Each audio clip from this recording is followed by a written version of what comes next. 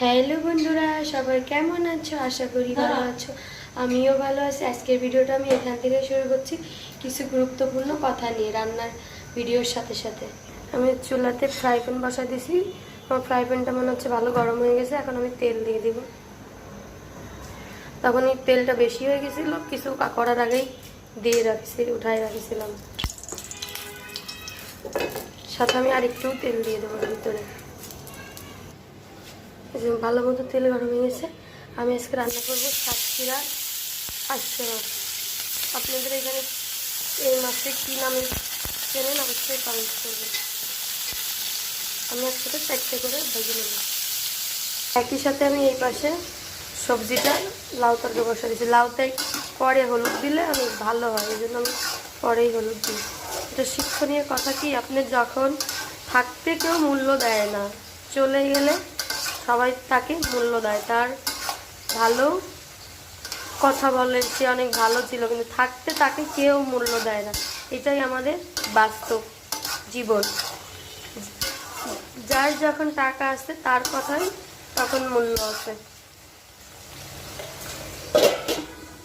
আর যার টাকা থাকে না তার কথায় কোনো মূল্যও থাকে না। এটাই আমাদের বাস্তব জীবন।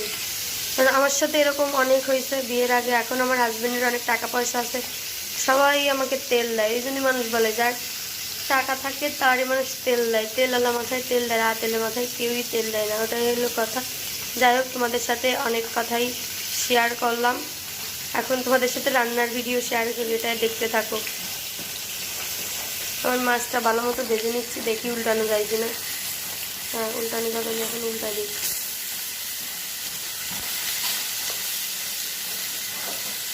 মাছগুলোর প্রতিটা একেবারে ডিম ভরা।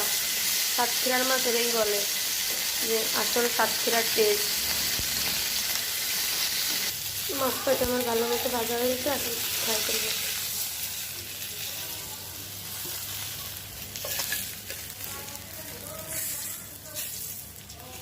সবগুলো উঠানো হয়ে গেছে।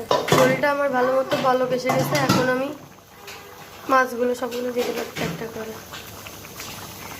মাছগুলো আমি ভালো করে ডিপ ফ্রাই করে নিছি, কারণ না হলে ফ্রোজেন মাছ তো খাওয়া যাবে না, গন্ধে।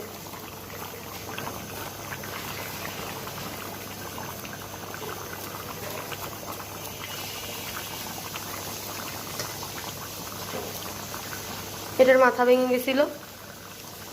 যাক, আমি যাই রান্না করি, যেটা পারফেক্ট আমি সেটা, মানে যেটা সত্যি সেটাই শেয়ার করি। যে অনেকে যেমন নষ্টগুলো দেখায় না, ভালোগুলোই দেখায়, কিন্তু আমি ভালো খারাপ সবই দেখাই।